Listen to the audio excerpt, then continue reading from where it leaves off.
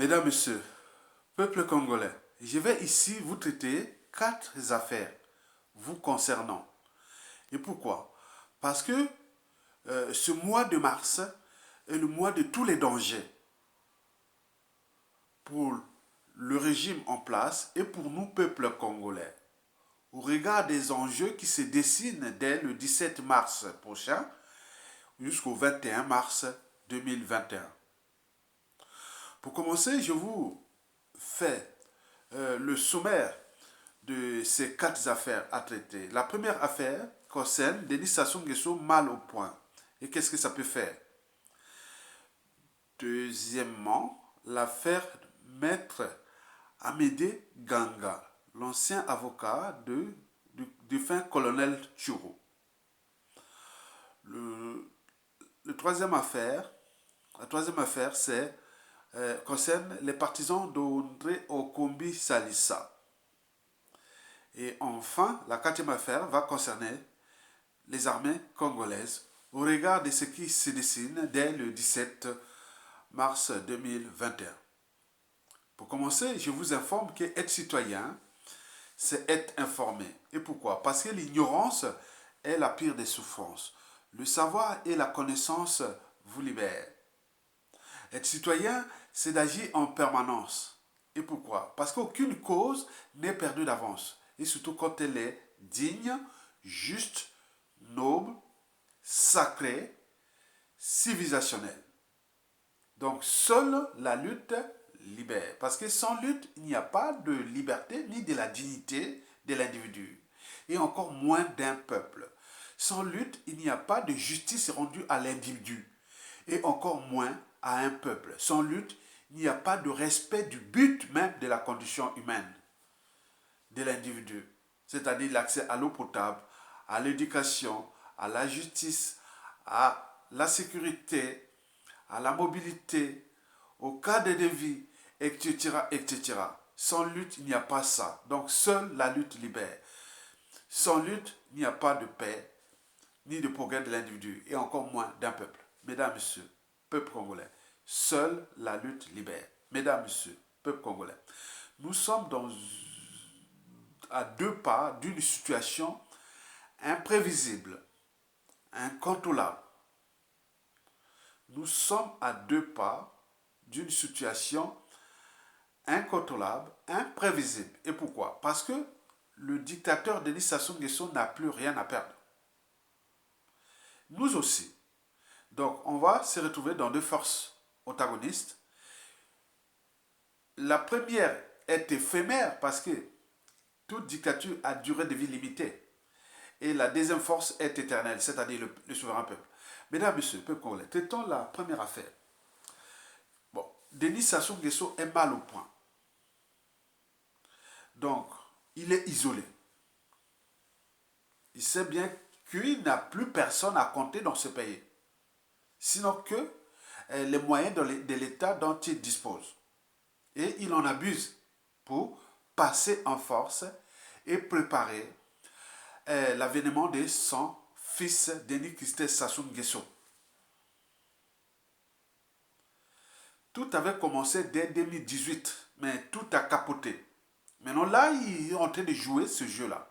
Donc retenez bien, Sassou Nguesso va aller jusqu'au bout, qui ne risque rien n'a rien.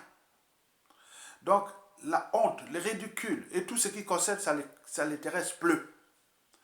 Donc lui, c'est ça que nous avons eu l'information.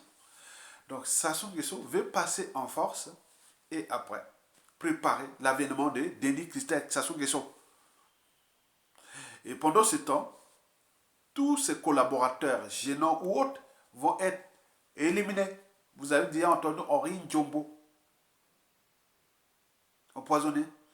Et Firma Yessa de Makwa aussi sur la liste. Et tout ce monde-là, pour recycler et forcer ceux qui sont des récalcitrants d'aller en exil et priver de priver des passeports et pour qu'ils deviennent des apatrides, pour qu'ils deviennent des exilés. Pour qu'on remplace progressivement cette population congolaise, ces intellectuels-là, ces cadres congolais par des gens, des étrangers, ce qu'ils sont en train de faire. C'est une politique de colonisation entre Noirs. On est en train de préparer là. Et nous sommes là en train de s'indigner. Ils sont déterminés, ils savent qu'ils ont les moyens de l'État. Si les Congolais ne prennent pas les risques civils, politiques et militaires de se libérer de Sassou, il va jusqu'au bout. Voilà l'information que nous avions. Et pour ceux qui vont mourir ou être empoisonnés et autres, on dit qu'est-ce que ça peut faire puisqu'on leur envoie des signaux, des indicateurs, des lettres, des rappels. Ils connaissent bien l'histoire de Sassou. Ils savent bien là où ils se retrouvent. Donc, il n'a plus de choix. Donc, il prépare déjà la garantie de son immunité pénale parce qu'il reste en tête, il va certainement se protéger, on ne pourra jamais l'envoyer ni à la CPI. Mais il veut vraiment, coûte que coûte, laisser ce pouvoir à Denis Christel Sassou Nguesso. Donc il s'y prépare. Donc cette fois-ci, après le 21 mars, si vous ne prenez pas votre responsabilité, et maintenant, nous allons rentrer dans la République des salauds, des assassinats, et forcer les autres à l'exil. On va vous encourager à aller à l'exil. Et les autres qui sont là, bon, ils vont devenir des sous-fifres, des vauriens, hein, donc ils vont être que voilà, ceux qui vont les utiliser à volonté contre la volonté du peuple. Donc retenez bien que l'enjeu de ces présidentielles-là est pour Sassou lui-même et pour la préparation de sa dynastie. Et donc vous devez comprendre ça. On vous donne les lettres de rappel, c'est des données qui sont déjà fiables. Donc, tous ces gens-là qu'on appelle les Mathias Lidjon, les Guy Parfait collés là, d'après les sources, ils disent non, mais c'est devenu des coquilles vides. On peut les éliminer à tout instant. Ils aboient et ils ne meurent pas. Ils ne meurent plus. C'est fini. Donc ils savent bien que le danger, c'est là où il y a Moukoko et Okobi Salsa. Et le peuple congolais. Et donc là, c'est le danger. Mais le risque, c'est qu'il arrive des soucis aussi à Okobi Salsa ou à Mokoko ou à ceci. Mais ils sont partis pour ça. Ils n'ont rien à prouver. Donc c'est des rapports de force. Donc ils savent qu'ils ont les moyens de l'État. Ils ont l'état d'esprit de personnes. Donc ils vont jusqu'au bout. Et donc en faisant peur, ils vont passer. C'est ça l'enjeu. Et nous aurons perdu notre pays. Devenir les étrangers dans notre pays. Est-ce que nous allons tolérer ça d'ici le 21 mars? Certainement pas. Donc suturez, organisez-vous et managez les équipes. Parce que le chat, qu'il soit gris ou noir, pour vous qu'il attrape la souris. Et donc, nous devons être là pour le faire partie. Et après, on pourra entendre après. Parce que ce qui se dessine, c'est contre tout le monde. Le Congo, le pays, le Congo, sera remplacé par des étrangers. Et Sassou pourra soit paisiblement sa dynastie et mourir tranquillement. Et nous, le temps de se plaindre et autres. Voilà. Donc, vous avez entendu parler de l'histoire de même Onyangue, hein? Onyangue, soit disons qu'il a été sur. Moi, j'ai entendu qu'Onyangue là, que je voyais là, Onyangue qui est candidat là. Par contre, il a été empêché même à faire ses meetings à Wando. Parce que les informations sont là claires. Parce que ceux qui ont voulu assassiner Onyangue en 1993, c'était les gars de Sassou. Vous donnez la tâche à Yombe et tout compagnie, et on mélangeait avec l'Issouba. Mais il a pété la maman, il sait bien, Sassou a peur de lui aussi, quelque part. Bon, on ne sait pas. Il y a beaucoup de choses là. Donc, vous voyez que les gens là nous gèrent comme du bétail humain, surtout quand vous êtes au pays. Donc, sortez le fait d'être géré comme du bétail humain. Que vous soyez politicien, intellectuel, militaire et autres, Sassou vous gère comme du bétail humain. Donc, vous devez vous affranchir, devenir des humains. Donc, pour revenir des humains, il faut qu'on les dégage. Il n'y a plus de... quand les intérêts supérieurs de la nation, du peuple et de tout ça sont en danger. Tout le monde, il n'y a plus de nord, sud, est, ouest. On dégage, après on règle les trucs après. Comme Sassou disait que quand la constitution est bafouée, les démocrates doivent prendre leurs responsabilités. Maintenant, nous, quand le peuple et la nation sont en danger, les citoyens congolais, militaires, civils et du nord au sud doivent prendre leurs responsabilités. Chacun doit prendre sa responsabilité. Et donc nous devons aller dans cette dynamique et Sassou ne doit pas terminer mars 2021 là encore là au pouvoir. S'il termine, je vous dis sincèrement, comme j'ai des informations, ça va être dans la République des salauds. Il y aura des crimes partout. Il y aura beaucoup de choses qui vont se passer. Donc, ils ont déjà le volume d'étrangers qu'ils ont importés, ils ont donné les nationalités, donné les situations sociales et tout compagnie. Donc, ils contrôlent maintenant tout. Et ces gens-là n'ont rien à perdre, même si tu es les Congolais. Mais nous, nous allons être face à face entre les étrangers importés par Sassou. On n'a pas, je ne joue pas à l'ostracisme. Mais je suis quand même en fonction d'un pays qui est aujourd'hui, on met des étrangers, mais c'est qui est structuré, organisé pour ça. Donc, nous devons nous comprendre que nous devons s'affranchir de ça. Donc préparons-nous, nous sommes dans une situation où ce mois de mars va être le mois de tous les dangers. Où on perd notre pays, ça sera à partir de la fin du mois, on aura perdu notre pays, ou on le récupère. C'est l'enjeu. Mesdames, Messieurs, peuple congolais. La deuxième affaire concerne Maître Amédée Ganga. Maître Amédée Ganga, c'est l'avocat du défunt colonel Turo, le célèbre avocat. Il vit en exil en France. Bon, je ne suis pas contre sa liberté d'opinion, d'expression et d'association, bien au contraire. Mais ce qui me dérange, c'est surtout sa manière d'interpréter l'intellectualité et l'appartenance, même la citoyenneté. Pour un avocat, un homme de droit, ça me dérange. D'abord, qu'est-ce qu'un intellectuel? On peut être diplômé, on peut être... Mais tout le monde n'est pas intellectuel. Intellectuel, c'est celui qui fait part de ses analyses, de ses points de vue sur des problématiques plus ou moins partagées. Et ces intellectuels, bien entendu, il y a des intellectuels de gauche qui défendent les courants de progressistes, il y a des intellectuels de droite qui défendent des courants du marché, de la libre-échange, libre-échangisme, libre-échange du capitalisme, de tous les marchés. Voilà. Vous comprenez? Il y a des écologistes centristes qui défendent les valeurs de centre et autres. Il y a des écologistes, il y a des intellectuels gauchistes, d'autres droitistes, il y a des intellectuels du centre, il y a des intellectuels qui sont d'extrême droite. On parle des racistes, les fachos, les nazis, tout ça. Donc, on peut aller jusqu'à l'extrême gauche, aux communistes, et voilà, plusieurs courants, des sécessionnistes, des négationnistes, de tous les courants de pensée. Très bien. Mais, quels que soient les enjeux, l'intellectuel devait toujours avoir sa conscience au-dessus de l'appartenance. Et ce que je définis, moi, comme ma liberté de conscience. Donc, quand on définit l'intellectuel, c'est un lettré qui peut être plus ou moins engagé ou dégagé, engagé à une cause, ou dégagé, c'est-à-dire il peut s'engager à une cause et puis choisir plusieurs causes. Moi, je dis celui-là, c'est un intellectuel dégagé ou un intellectuel engagé. Différence entre l'intellectuel engagé et l'intellectuel dégagé. L'intellectuel engagé pour une cause. Or que l'intellectuel est dégagé, il peut engager une cause, après, bon, ben, c'est fini, bon, ben, il peut attendre une autre cause ou autre, il va faire autre chose. Vous voyez, c'est ça. Donc, il faut déjà comprendre ça, l'intellectuel. Donc, Maître Amédée Ganga, qui est un avocat intellectuel, il donne ses points de vue. Très bien. Il faut toujours, voilà.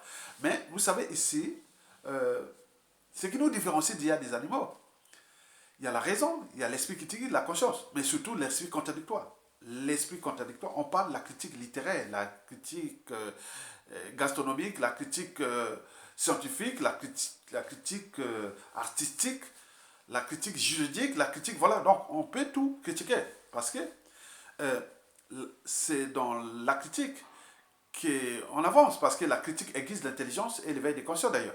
La critique, c'est de créer l'innovation et tout ça. Vous ne pouvez pas fabriquer un produit et que, bon, ben, s'il n'est pas vendable, vous n'avez pas à le vendre pour vous dire non, mais ça, vous ne pouvez pas le vendre, ce ne sera pas possible. Bon.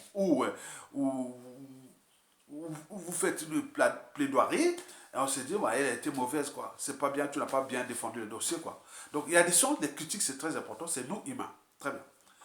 Donc, maintenant, quant à l'appartenance.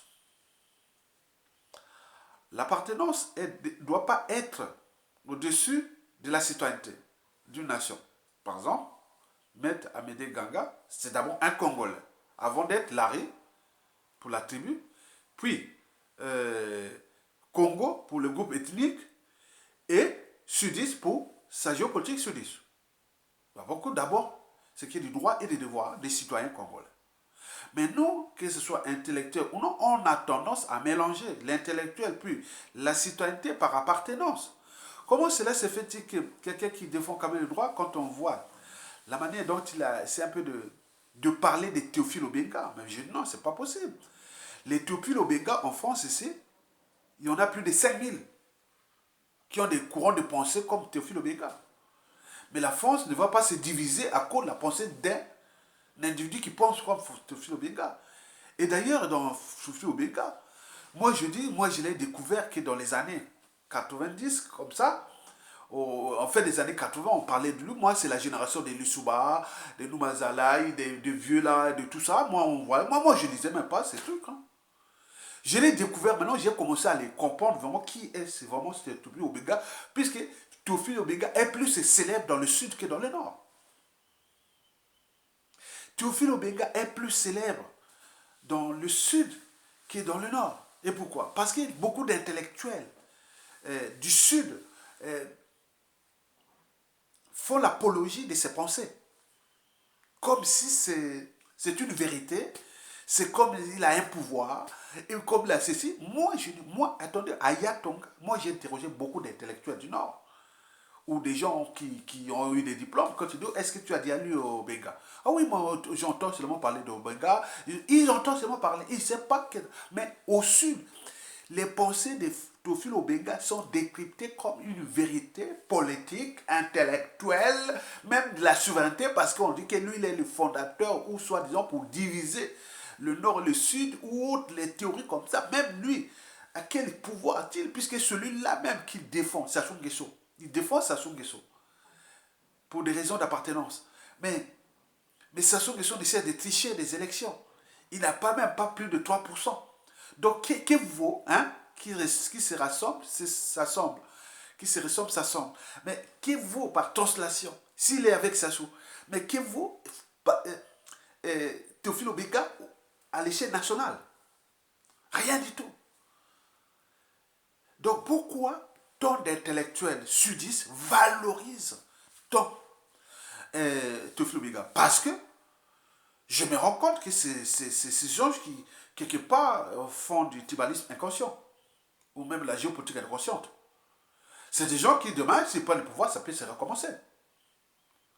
Je vous rappelle, et je vous informe, je suis du Nord, je n'ai jamais lu Théophile Obenga. J'ai entendu comme ça, les égyptologues autres. Mais vous connaissez ma pensée, vous connaissez ma culture générale. C'est-à-dire, s'il s'agissait de faire même techniquement un débat historique ou civilisationnel, que ce soit de l'égyptologie devant Théophile Obenga, il saura que oui, il est en face de quelqu'un qui connaît bien. Moi, cette histoire-là d'égyptologie n'a pas que commencé là, l'égyptologie, il faut aller dès le paléolithique. Ces âges-là qui passent déjà à la civilisation commence au paléolithique. Ici, les aires géologiques, depuis le primaire, le secondaire, le tertiaire, le quaternaire, et donc tout ça, on connaît. Moi, je connais, puisque moi, je suis scientifique et naturaliste. Et donc, sur ce plan, il n'y a pas de souci. On peut en discuter. Mais non, rentrons la première civilisation. Et commence avec le néolithique, puisque là, il y a eu sédentarisation. Les gens commençaient avec le feu, l'agriculture. Il fallait protéger les récoltes.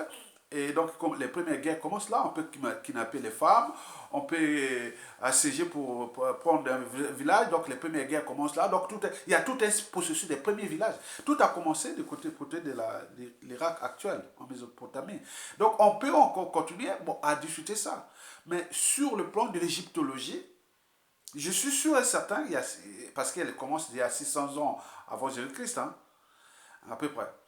Et donc, tout ça, je peux vraiment, tous les pharaons, tous les trucs qui sont passés, c'est une histoire, mais je ne sais pas pourquoi. On les valorise de tal point, on les mélange, ce côté de cette égyptologie avec la situation du Congo et que le fait d'être intellectuel vous donne le pouvoir de lancer des messages qui parfois, dans une société ou dans des cultures où tout est par appartenance, donc on arrive à ces dégâts-là. Moi, je vous rappelle que Obenga est plus écouté Dans le sud, des intellectuels du sud qui donnent même l'apologie, ils font tout, tout, tout, tout.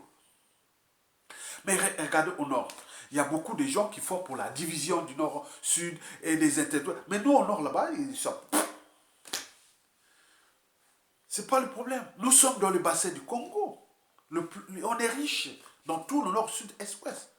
Il y a beaucoup de tribus, tout 80% des tribus au Congo n'ont jamais bénéficié des pétrole de Pointe-Noire ou des bois du Congo autres. Donc c'est nous intellectuels qui faisons ce mal, diplômés politico-intellectuels. On n'arrive pas à répartir les ressources, on n'arrive pas à repenser autre chose. Et Amédée me parle de... Dis non, la constitution de 1992, qui a dit qu'on ne va pas la faire? Il faut la remettre en place dans une transition où on va mettre avec la charte et un règlement intérieur pour repenser des institutions nouvelles, intégrer quelque chose de nouveau. Le fédéralisme, c'est quoi?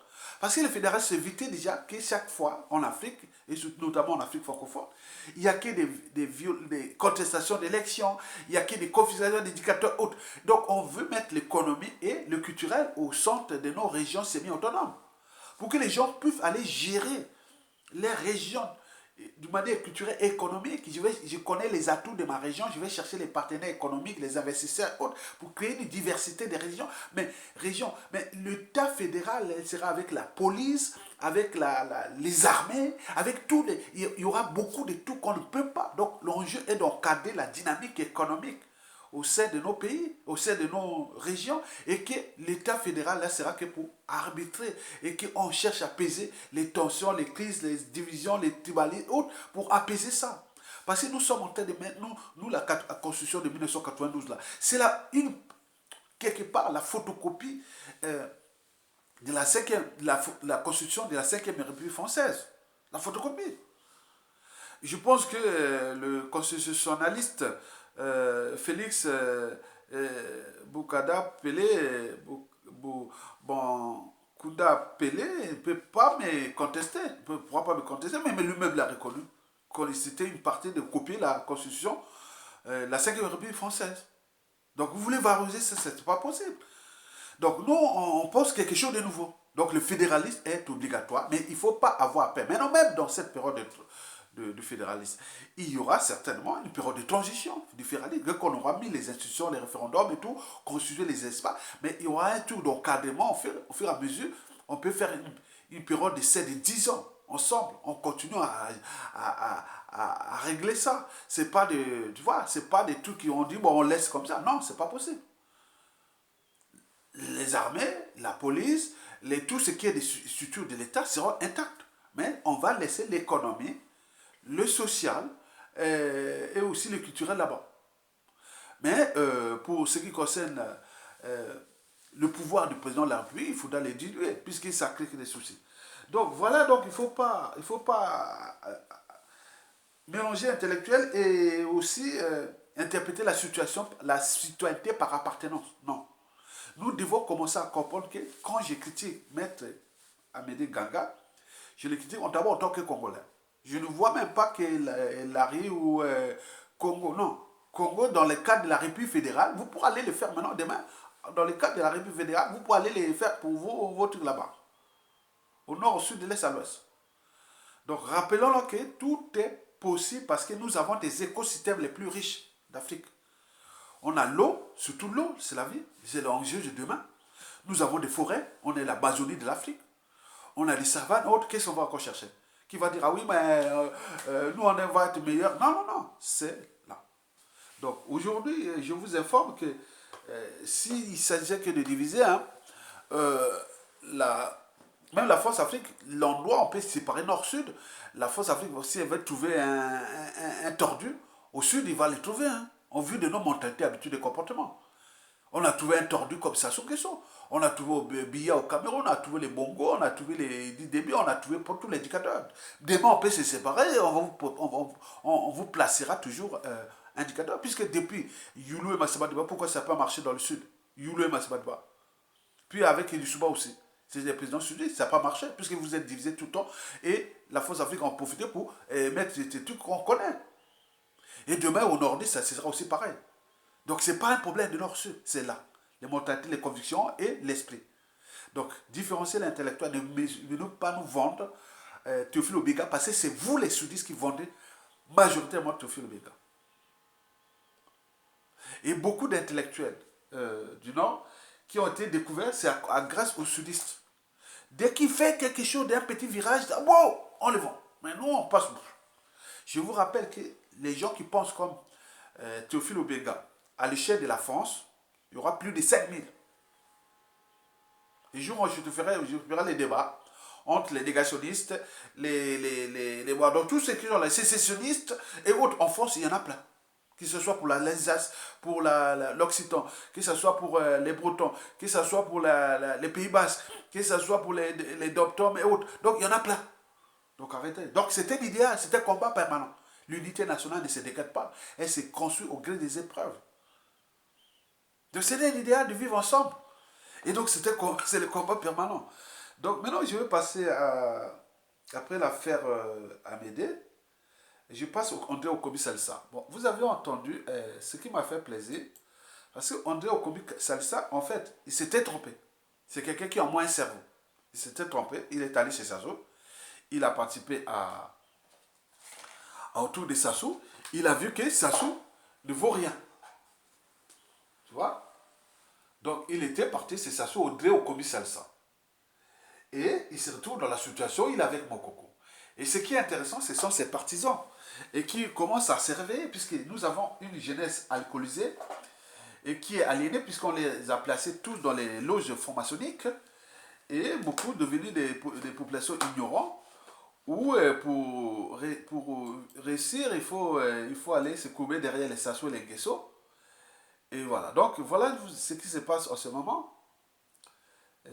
Que j'ai quand même été, non mais c'est bien le réveil parce que ça se passe dans les quartiers nord, parce qu'on nous a vendu que les quartiers nord ne peuvent pas se mobiliser et autres, et que les nord, voilà, non, ne jouez pas ces amalgames là.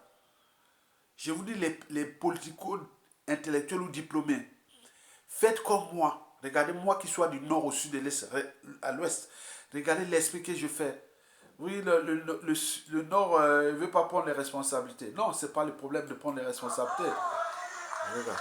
Ça, les partisans d'André Okobi Salsa.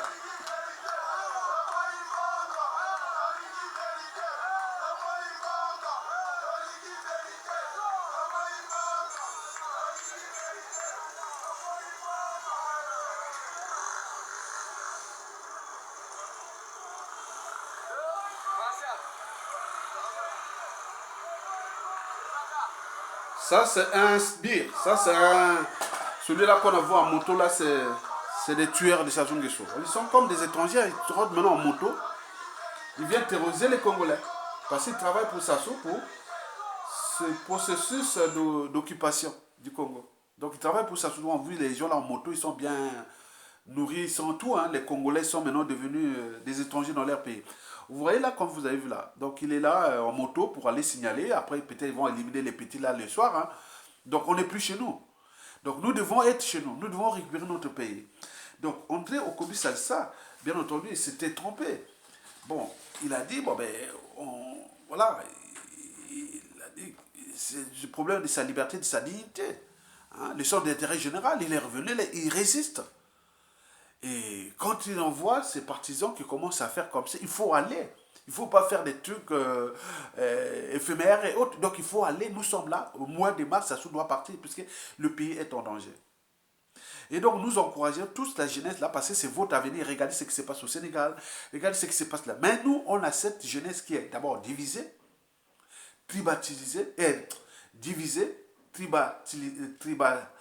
tribalisée, ethnocentrisée. Et n'oublions pas qu'elle est alcoolisée, aliénée, puisqu'ils sont là dans les loges. Ils ont mis tous les mécanismes de détruire cette jeunesse. Et c'est pourquoi ils passent le temps, comme les bébés noirs, pour aller se battre entre eux, au lieu d'aller se préparer, aller défendre ce qui est de leur avenir. Pardon, parce que ces gens-là vont partir. Ils vont mourir comme tous les autres. Donc nous, l'enjeu aujourd'hui, nous sommes à 2 pas de perdre notre pays. Retenez bien. Si on ne prend pas conscience, on ne peut pas perdre notre pays. Et nous avons les signaux, parce que le problème, c'est que nous avons parlé là depuis 2015, on continue, mais Tout ce que nous avons dit, c'est comme des prophéties. Ils continuent. Mais qu'est-ce que ce peuple-là? Ils ont comme abandonné, renoncé. Civil, politique, militaire. Les gens jouent en muscles et autres, ils sont là-bas tranquilles. C'est comme ils ont tout renoncé de leur pays. Et donc, beaucoup vont fuir en exil et revenir les apatrides. Et d'autres vont aller dans les cercueils ou dans les... Oui, le capital d'essai, il va tuer. Conditions de vie indignes, alimentation empoisonnée, pas de soins, les hôpitaux, les mouroirs, et tout campagne. Bon, ben, certains disent, bon, mais ça marche. Puisque les gens ne se révoltent pas, peut-être que ça marche. Donc, nous, on ne va pas accepter ces conditions d'un pays qui ont tenté de forcer les uns des autres à devenir des apatrides. Bon, moi, je voulais terminer cette vidéo par la situation qui se passe au Sénégal. Vous avez vu au Sénégal, les militaires, oui, comme on en a vu partout, voilà ce que nous devons attendre de nos militaires. Ça, c'est au Sénégal.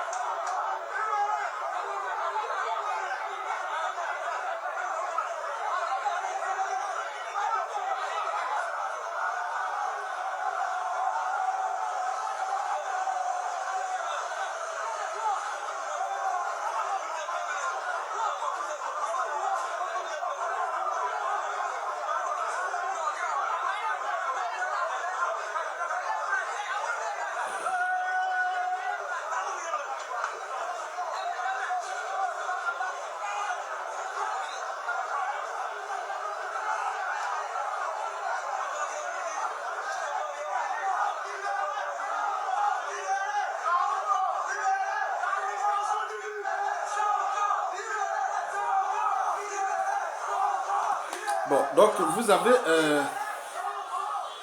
la situation, il y a la vidéo en bas hein, que j'ai mis hier. Bon, je vais mettre le lien de ça après. Vous savez là, qu'est-ce qu'on peut constater là? Vous avez d'un côté une jeunesse qui pense à l'avenir, hein, contrairement à notre jeunesse qui est alcoolisée, aliénée, qui sont dans les loges franc-maçonniques. Là, c'est une jeunesse mobilisée. Et le deuxième constat, c'est l'armée. Les fondamentaux d'une armée, c'est soutenir le peuple. On est là pour protéger le peuple, la nation et les institutions. On n'est pas là pour se battre contre le peuple. Ce n'est plus une armée, c'est une armée d'occupation. Et pourquoi je parle de l'armée congolaise aujourd'hui? Parce que nous sommes à jour J-8, où Sassou pourra humilier nos armées. Et pourquoi? Parce qu'en temps de paix, on ne peut pas séparer le peuple et l'armée. Parce que les militaires restent avant tout des citoyens congolais. Et donc il s'agit là d'une humiliation totale. Donc Sassou pourra humilier nos armées le 17 mars 2021. En temps de paix. En temps de paix.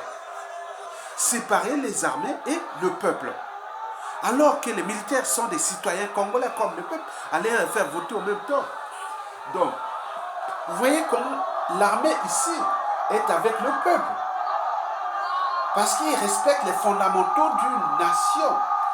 les fondamentaux des armées, protéger le peuple, la nation et les institutions. On est contre l'injustice, l'oppression et la barbarie.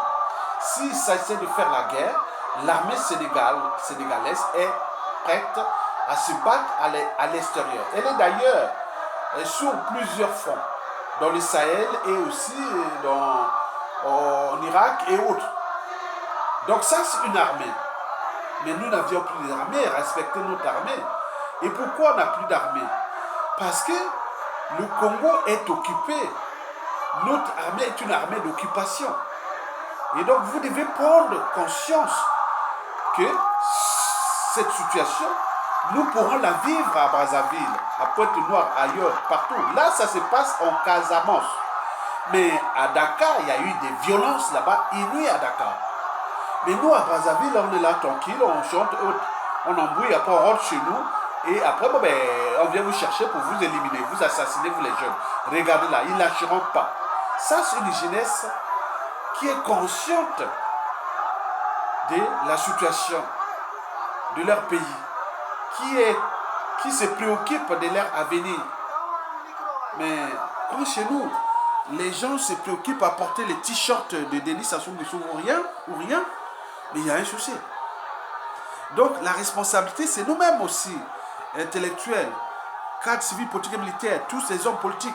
Nous, c'est la responsabilité. Regarde, qu'est-ce qu'on n'a pas fait mieux qu'ici? Qu'est-ce qui nous a manqué pour faire ça chez nous? Qu'est-ce qui nous a manqué? Donc, il y a un souci. Donc, nous devons reprendre notre pouvoir, le souverain peuple, d'ici le 21. Sassou ne doit pas humilier nos armées. Et s'il humilie les armées par hasard, qui deviennent des moutons, des cerfs, bon ben, chacun mettra le bandeau noir, qui sera déjà le premier signe de la perte de notre pays. Et après, ça sera le 21. Si on passe là, si on ne prend pas plan B, C, D, ce sera fini pour notre pays.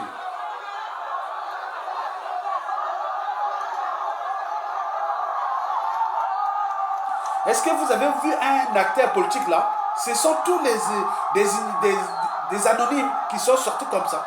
C'est-à-dire, n'importe qui, une révolution, il n'est pas qu'on demande pour aller venir à telle manifestation. Mais non, on ne vous appelle pas. Vous prenez, c'est spontané. Toutes ces manifestations sont spontanées. On n'a même pas demandé de venir. Non, non. Ils viennent tout seuls. On n'a même pas, on leur même pas donné des t-shirts. Les gens ont pris des cars, des bus, autres. Ils sont situés même à 50-60 km de Dakar ou même de la Casamance, la ville là, de la Casamance là. Ils viennent parce que c'est le devoir des citoyens. Mais nous, on attend qu'on vous donne un t-shirt, et qu'on vous donne un 2000 francs CFA, et vous attendez, c'est quoi cette affaire? Même aller même s'interroger ailleurs, pourquoi tu fais des vidéos comme ma chaîne YouTube que j'ai créée le 13 novembre 2008, et pourquoi il y a donc, on sort même le cas de la citoyenneté, la liberté d'opinion et tout compagnie. Donc on a des soucis. Donc nous devons comprendre que nous sommes là, dans une situation où Denis Sassou Nguesso, veut passer en force pour préparer sa dynastie. Il sait bien qu'il s'est défini comme un conquérant armé. Tant qu'il n'y aura pas de force supérieure à lui, il ne cédera pas. Et ce qu'il est en train de faire, c'est à nous maintenant de voir, civil, politique et militaire. Deuxième affaire, Maître Ganga, bon ben, je vous ai regardé dans le sens que, bon, on est dans le sens d'intérêt général, mais comprenez bien que quand l'intellectuel, il ne faut pas toujours avoir les émotions au-dessus de la raison ou de l'appartenance, des choses comme ça. Donc il faut qu'il place la raison, l'esprit qui était au-dessus de l'appartenance, l'émotion de compagnie, et voir un peu le sens de la citoyenneté et ce que vous décidez puisque vous êtes un juriste. Donc il faut que vous continuez à promouvoir l'intellectualité, mais dans le sens de la liberté de conscience, mais également le sens d'apporter l'esprit critique ou nourrir même le débat pour que ça puisse avancer plein de choses, parce que l'ignorance est la plus des souffrances, le savoir et la connaissance vous libèrent. Bon, donc, enfin, en deux au commis Salsa, ça, il n'y a plus de problème, il est le nôtre, oui, donc les partisans, nous devons continuer là, jusqu'à ce que Sassou Nguesso dégage. Ce n'est plus à dire choter, non. Il faut se structurer pour la solution, c'est-à-dire, soit la désobéissance civile, et puis insurrection civile et militaire. Il n'y a que les civils et les militaires ensemble. Nous pourrons dégager Sassou Nguesso. Civils et militaires. Après, on construit une transition entre civils et militaires. Les politiques ont échoué. Donc, on peut créer quelque chose de spontané, comme on l'a vu là. au Sénégal, ça s'échauffe là-bas, il n'y a même pas... Les leaders sont déjà en prison. Tous ceux qui sont sortis ont déstabilisé le pouvoir de Macky Sall, ou même la France tangue et tremble, parce que c'est des jeunes partout, partout. Il n'a même pas demandé qu'on attend un tel leader politique. Oh, non, non, non, c'est des jeunes, ils sont conscients de la situation et de leur avenir. Donc nous devons aller dans ce sens. Et d'ici là, on n'a plus à attendre, puisqu'on a tout parlé depuis 2015 à nos jours. Nous sommes dans la période critique. Donc il faut qu'il tombe ce mois-là. Ou commencer dans une situation qui va se terminer par qui dégage. Et enfin, les armées, oui, ben, les armées, ce sera vraiment malheureux. On va voir. Bon, faut pas bête, ne battez jamais, ne vendez jamais la peau de l'ours avant l'avoir abattu. Mais je pense que là, parfois, vous avez pu voir dans les médias et réseaux sociaux africains, on commence à se moquer des armées congolaises qui vont voter avant le peuple. Et qu'est-ce qu'on va voir? Donc les gens, c'est une première fois au monde, en temps de paix. Donc les armées, c'est-à-dire les militaires sont maintenant supérieurs au peuple, je ne sais pas comment on peut interpréter ça, c'est jamais vu, en temps de paix. Et donc on va voir. Donc nous attendons et nous continuons à alimenter les débats. Pour ceux qui dorment, tant pis pour eux. Hein, donc les gens qui sont réveillés comme moi, qui sont les vrais citoyens, venez m'accompagner, partagez ces vidéos et on continue, la lutte continue. Nous devons faire partie de ce monsieur-là et récupérer notre pays. En récupérant notre pays, on sauve nos vies. Et surtout notre liberté et dignité. C'est surtout ça. Parce que tous les opposants là au Congo, tout le monde est prisonnier. Il n'y a pas un seul, parce que nous sommes dans une prison à ciel ouvert. Donc tous ceux qui sont là-bas, ils croient qu'ils sont en liberté. Non, non, ils ne sont pas en liberté. Quand on vous prive de liberté et de dignité, vous êtes esclave indigène. Parce que dans le droit international, ou les droits de l'homme ou du citoyen ou de l'humain, la liberté et la citoyenneté font partie des premiers et fondamentaux des droits de l'humain. Donc si on vous prive de liberté et de dignité, vous êtes plus humain, vous êtes soit sujet, indigène et esclave. Moi non. Donc si vous voulez faire ça, parce que vous êtes là, vous circulez librement dans Brazzaville, certains hommes politiques ne peuvent plus sortir à l'étranger sous condition. Attendez, c'est pas possible. Et ou même déplacer à l'intérieur du pays sous condition. Mais là, on est dans l'esclavage. On est dans l'esclavage, donc libérez-vous et autres. Bon, deuxièmement, il faut se dire que sur le plan de la contestation, nous devons ensemble se préparer individuellement et collectivement à les dégager, quelle que soit la casse. N'ayez pas peur, n'ayons pas peur. On est chez nous. On est chez nous. Donc n'ayez pas peur, on est chez nous. Donc prenez votre responsabilité, les peuples se libèrent. Les autres ont osé. Donc prenez quelque chose de plan A, B, C, D. Je dis que le premier plan, c'est le boycott. Et le deuxième plan, c'est l'insurrection civile, politique et militaire. Et si les militaires disent non, mais font entendre leur voix, parce que là, la responsabilité historique, militaire et autres sera engagée. À partir des 17, on va voir comment les militaires vont. Ils vont arriver là, aller voter. Mais ce n'est pas possible. Toute l'opinion internationale, africaine et autres, ils ont commencé à critiquer. Mais c'est la première fois que ça soit damé le pion de cette armée. Il a damé le pion de cette armée. Et voilà.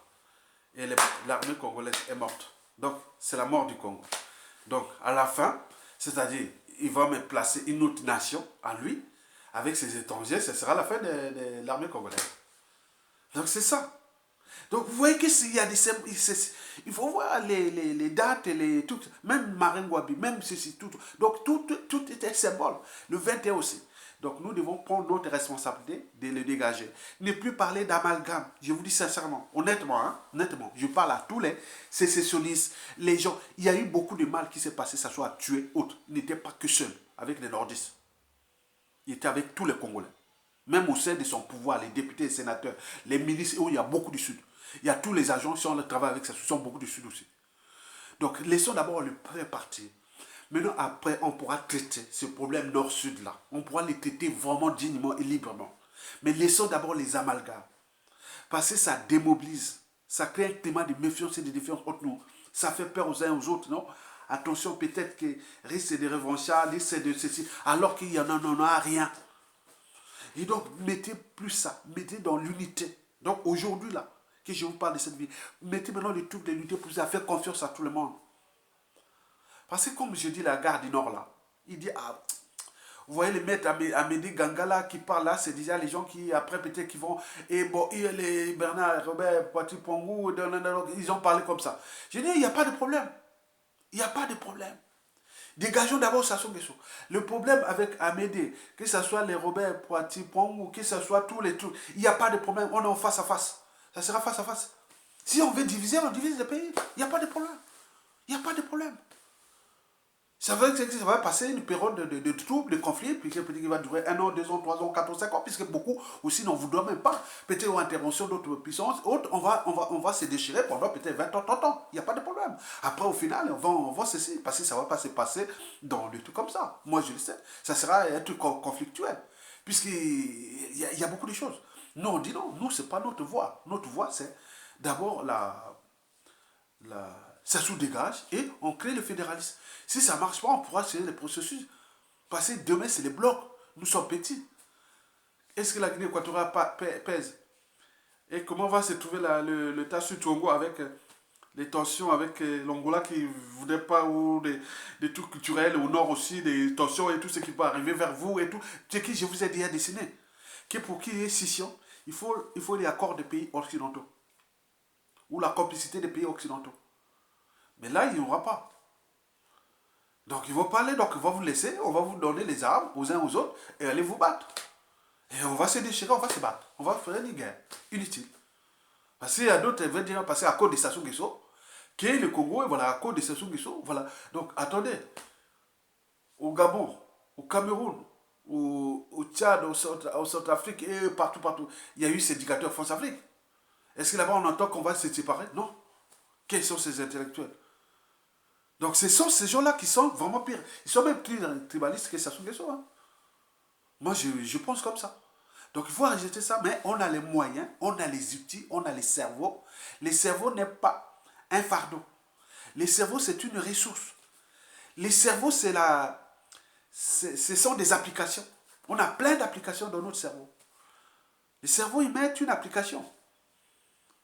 Et donc, nous devons l'adapter en fonction de nos écosystèmes et avancer dans le bassin du Congo, les Bantous et autres. Mais pourquoi vous voulez dire après une cure de Sassou, maintenant on divise, on va faire sud, après on va vous mettre encore un autre Sassou chez vous, au sud là-bas, vous allez vous diviser comme ce fut au temps de Youlou Massabadeba, puis arriver du Souba, et puis non, donc on va faire que ça. Non, c'est pas ça. Donc, nous, à chaque fois qu'on cherche les boucs émissaires, non, on n'a plus besoin des boucs émissaires. Donc, nous avons un souci, Sassou dégage. Et après, on va voir le reste, après, on va construire ça ensemble.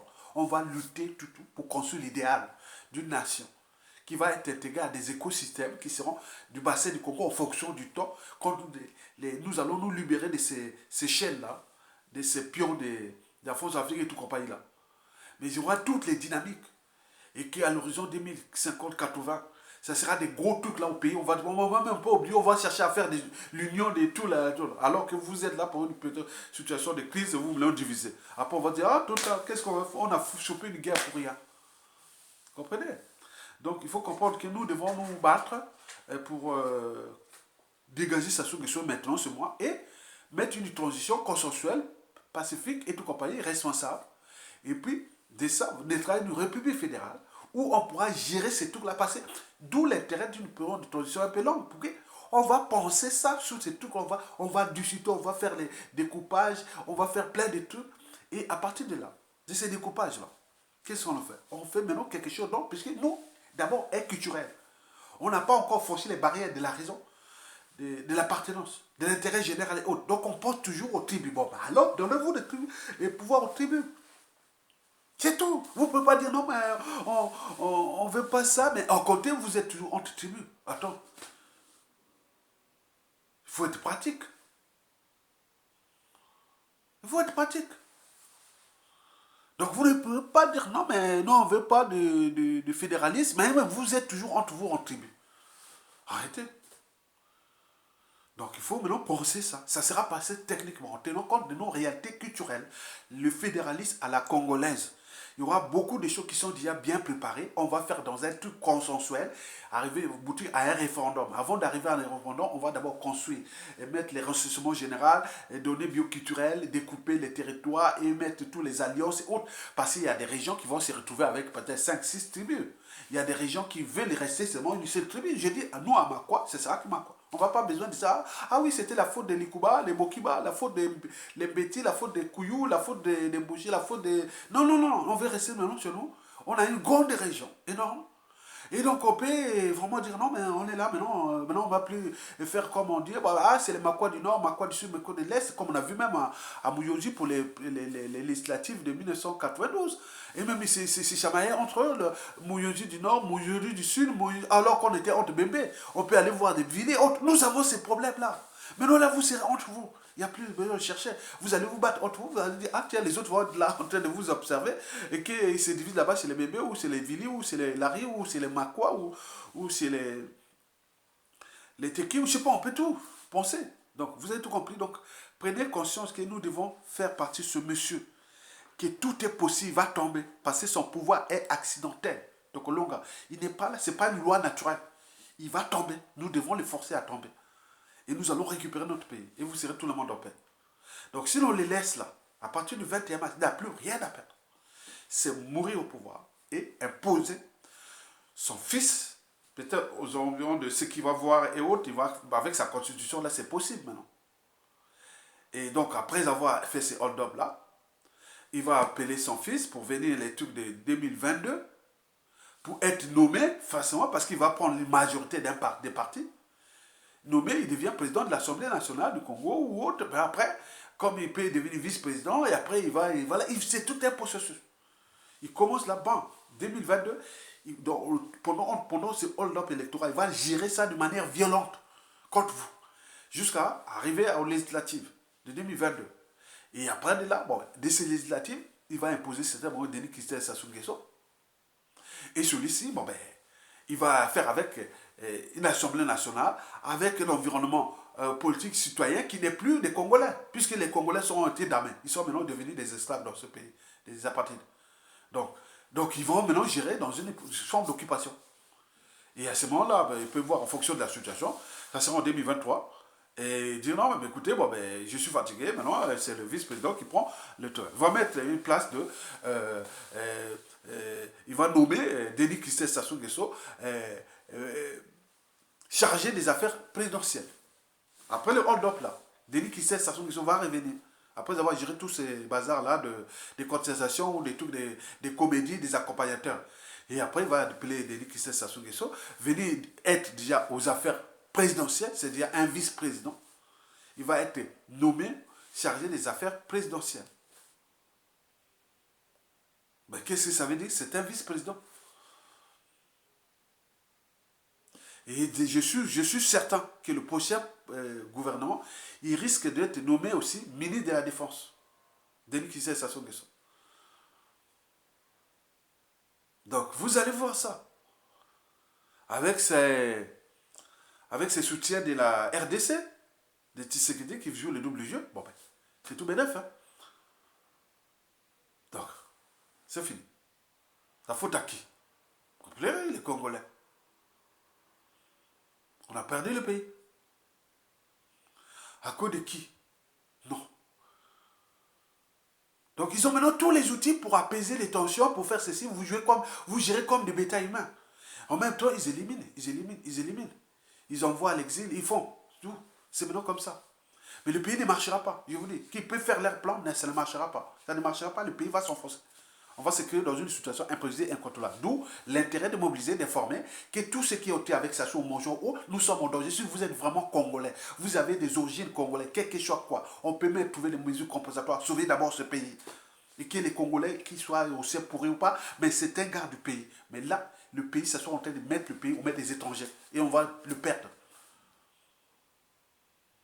Vous avez tout compris. Merci beaucoup.